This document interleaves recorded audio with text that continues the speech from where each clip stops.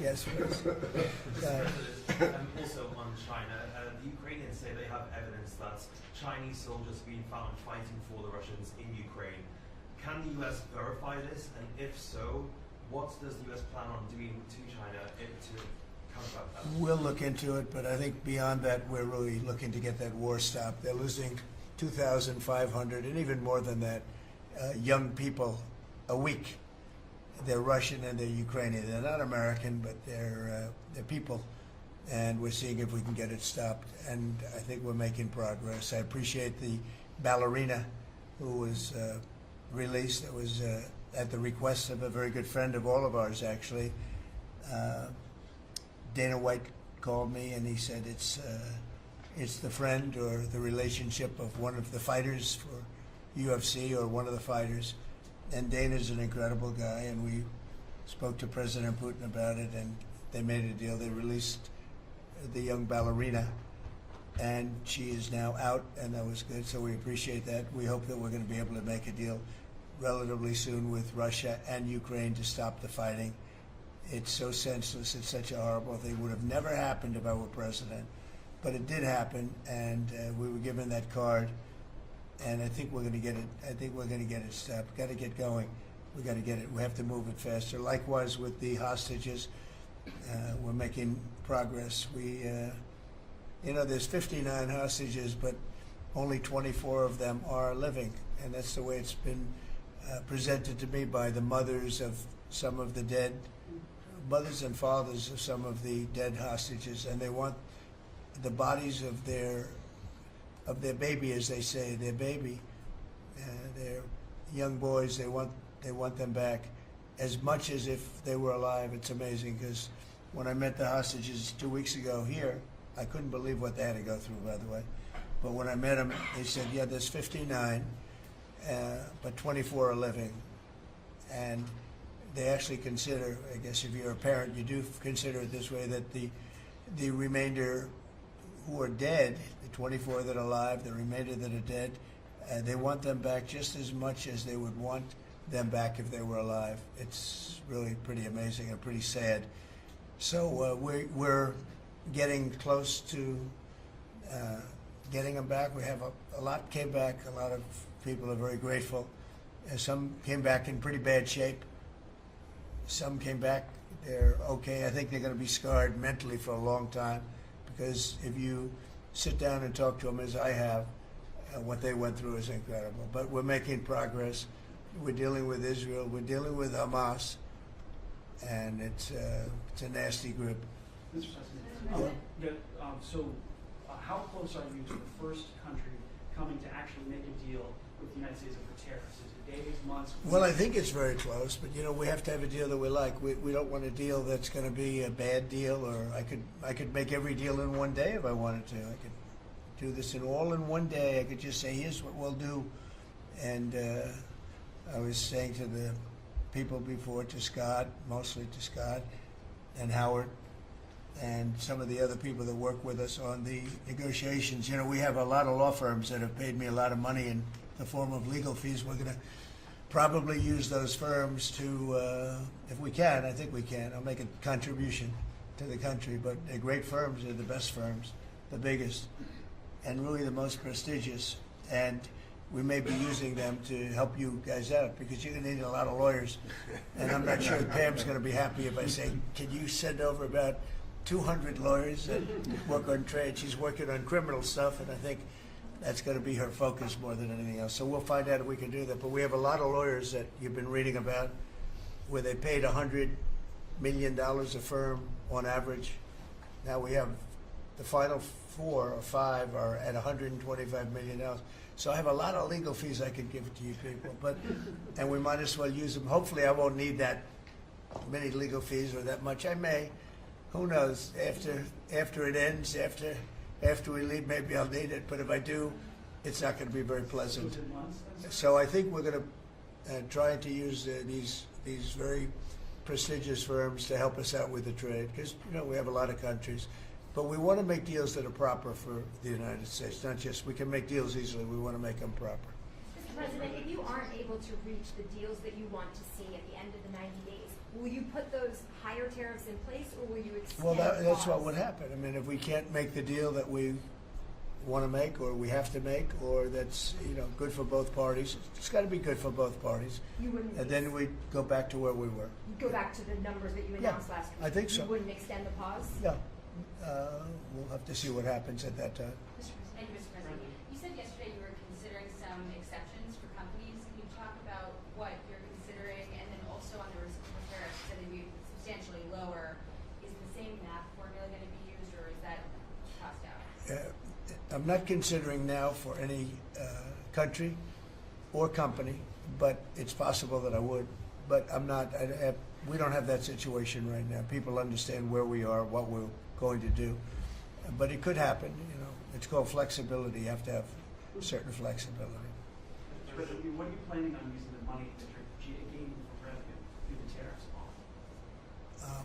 Paying down national debt, reducing taxes, creating good budgets, helping Christie with the border and all of the other things.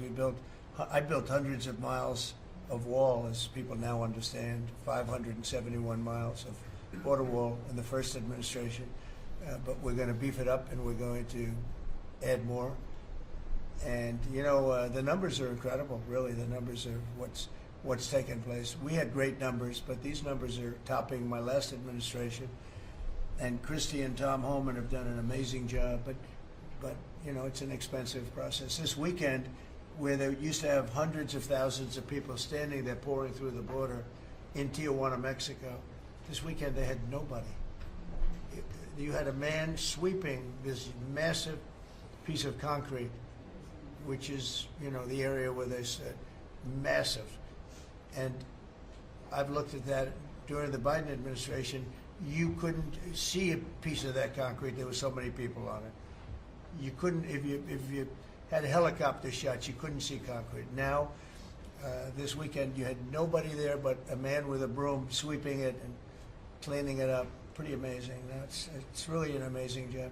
But it will be used for that. It'll be used for a lot of things. It'll be used by the Department of Justice for doing a great job. Pam is doing a fantastic job. So it's going to be used for a lot of different things. Mr. President, on the 10% tariff, is that a basement? Is that the It's a floor? baseline. Can countries negotiate that to bring that It depends down? on what they're adding. Some countries we have massive deficits with, or they have big surpluses with us, and others it's not that way. So it depends. That's why it's really they're all different. Every country is different. Some have certain advantages that others don't have, and certain things. We have some. China has a surplus of $1 trillion. I mean, the numbers are crazy, and others have basically no surpluses. We have some that are pretty even, but they hurt us in other ways. One is a little bit different. So are you negotiating with the EU as one bloc or individual nations for the tariffs? We're looking at it as one block. They've been very tough, but they were very smart. They were ready to announce retaliation, and then they heard about what we did with respect to China and others, but China, and they said, we're going to hold back a little bit. They decided to hold back. I thought they were very smart. Look, the EU is very smart, but they really have taken advantage of the United States. They were formed for the purpose of taking advantage of the United States, and I don't blame them, and I don't blame China. I don't blame anybody. I blame the people that were sitting at that desk in that other beautiful Oval Office for allowing it to happen. Many presidents I blame. They should have never allowed it to happen. And I'm doing something that a lot of them wouldn't want to do. But I'm here, I do those things, and we're going to make this country great again. We were taken advantage of by almost everybody. I sat back in the last administration. I would actually read them. I don't have to read them now. I know them so well. I would read some of these documents that were signed, deals, and I said, who would do a deal like this? Who would do it? You've seen it, Elon. Yeah. I'd look at deals where it's so one-sided. Even we have a deal with Japan, and we get along great with Japan, and we had the Prime Minister here. He was fantastic. As you know, Abe was great. Shinzo was great. He was a good friend of mine, unfortunately no longer with us. But we defend them, but they don't have to defend us. I said, that doesn't sound too good. But we have a deal, a defense deal. We pay hundreds of billions of dollars to defend them. But if for any reason, in other words, we pay all the money. They don't pay anything. But if we're ever attacked, they don't have to do a thing to protect us. I said, well, that sounds like a wonderful deal. So that's just one out of thousands. And I just wonder who did this. And it's people that either hate our country or didn't care, an expression that you use. I think it's really a lot of them didn't care. It's just hard to believe how bad they are. Now that's a little bit of a defensive deal, but I'm talking about trade deals, the same thing. They're so bad, you would say, how come? And even when I'd renegotiate, like I'd go to a country, they'd give me everything I asked for. I said, why didn't somebody ask for it like originally? They give me everything.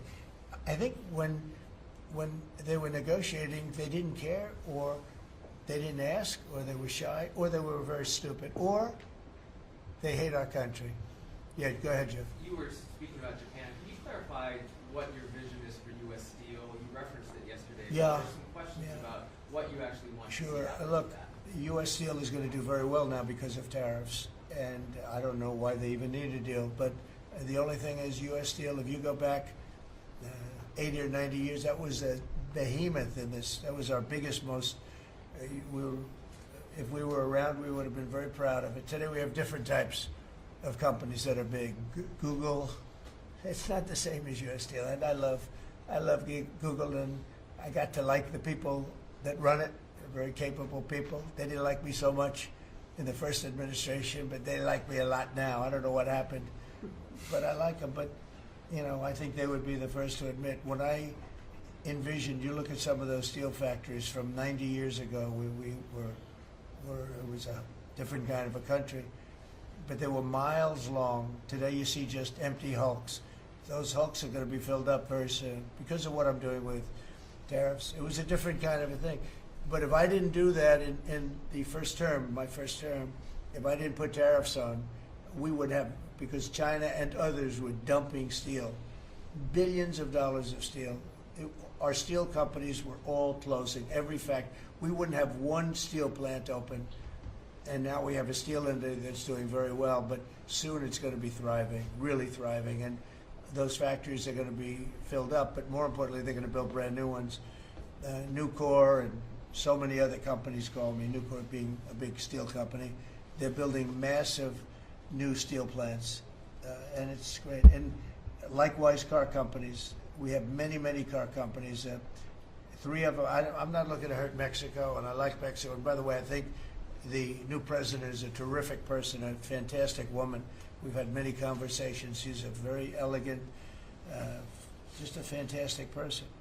And she's been very nice, very, very nice. But I'm not looking to hurt them, but we have 3 car plants that were under construction in Mexico. They stopped constructing, and now they're going to build in the United States because of tariffs. See, we should have never let this happen, because whoever it was that was president at the time, we lost 90,000 plants and factories since NAFTA. 90,000. It's not believable. How about that, Laura? You're in that sort of world of factories and build back plants. manufacturing, construction jobs, bringing those workers back home. That's right. We're going to bring them all back. But think of it, from that period of time, which isn't so long ago, we lost. I said the other day, if you had a map on a big wall like this, and if you had pins, 90,000, I don't know if you'd have enough. I don't think you'd have enough room on the map to put the pins. 90,000 factories that we've lost since NAFTA. And it's not even, and about 6 million jobs. Really, I think probably a lot more than that, but they say 6 million jobs. We're going to bring many of that back. I think we're going to bring more than all of it back. We're going to be better and stronger than ever before. But if a president, when they were leaving, said, look, you can leave, but if you're going to build a factory someplace else, and you think you're going to come and sell your steel or your car or any product that you make, your pharmaceuticals, which we're going to do. We're going to get them all back. But if you think you're going to just, all they had to do is say this, and they wouldn't have left. You know, I said it the other day. I said it with respect to, I made a speech a year ago, and I told them if I win, we're going to charge a big, big tariff at the border. And people were thinking about building in Mexico a car plant. And I said, we're going to have a big tariff. So if you want to build a car, you're going to have to pay 25% more than the cost of that car. You're going to have to pay 25% tariff at the border. They would have never left. They could have kept everybody. If a president said, if you leave this country, you leave Michigan, you leave Detroit, you leave anybody, any of our states, because to me they're all the same. I love them all. I love them all, and I probably won them all, but they say I won most of them, but I think I won them all, but that's okay. But all you had to say if you were the president is, if you leave and you think you're going to now fire all those workers, leave all that, you know, everything behind, and you're going to build in another country and sell it anywhere. No, you're not going to. You're going to pay 50% or 100% tariff. They would have never left. And all you had to say, Marco, is all you had to say very simply is, you don't have to write it down. All you have to do is say it verbally. If you leave, you're going to pay 100% tariff. Therefore, don't leave. They would have never left. But they left 90,000 plants. I mean, it's hard to believe that many. It's not, you can't envision it. So just getting back to your, you know, because I'm the great weaver of all time. You know? To weave, you have to be a genius. To go on tangents, anybody can do that. But we'll get back to your original U.S. Steel. U.S. Steel is a big name in this country. You know, Babe Ruth is a big name. We have a lot of big names, but not too many. U.S. Steel is one of the great names in the history of our country. And normally I wouldn't mind so much. I wouldn't be thrilled with it. But to buy for a foreign country, and we love Japan, but for a foreign country to buy that cherished U.S. Steel brand, that's hard for me to do. And maybe somebody else, somebody